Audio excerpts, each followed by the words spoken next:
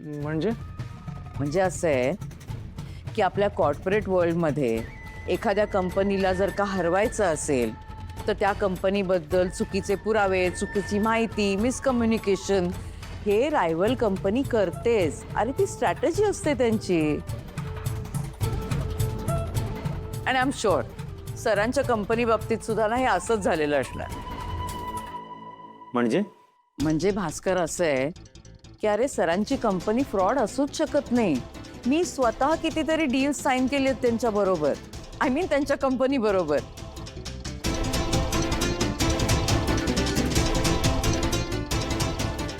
आणि खरं सांगू का, अनेक कंपन्यांनी त्यांच्या कंपनी बरोबर टायअप सुद्धा केली आहेत. उदाहरणच द्यायचं झालं ना तर PMP पंप्स, वॉटर प्युरिफायर, जीवा कम्युनिकेशन्स या मोठ्या कंपनींनी टायअप केले त्यांच्या कंपनी बरोबर.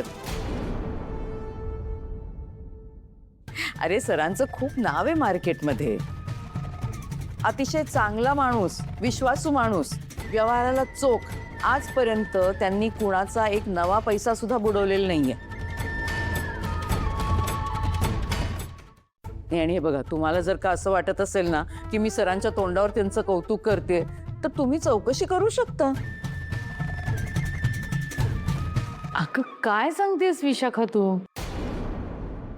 पण आकाशने मला फोनवर सांगितलं की नाही नाही, ते वसुंधराने कुठले तरी भलते असेल ते पुरावे दिले असतील त्याच्या हातामध्ये आणि आकाश तेच धरून बसला असेल म्हणून त्याचा फोन आला तुला.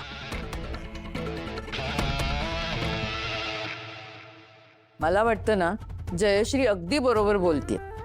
ते म्हणजे तुमच्या पर्सनल लाईफमध्ये मला काही इंटरफिअर करायचं नाहीये.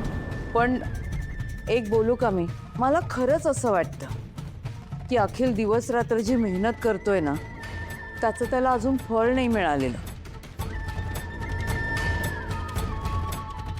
आणि त्या वसुंधराला ना कदाचित असं वाटत असेल की अखिल मेहनत करून पुढे जाईल आणि आकाशला अशी साधारण कामं करायला लागतील म्हणून कदाचित ती गैरसमज पसरवत असेल, नाही का?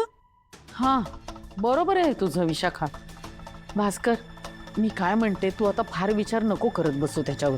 तू सही करून टाक.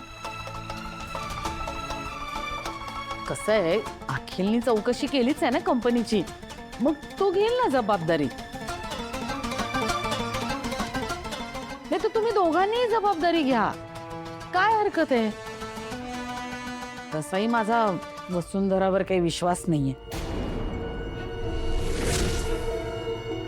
आणि आकाशला जे या कंपनी विरुद्ध पुरावे सापडले ते खोटे नसतील कशावरून.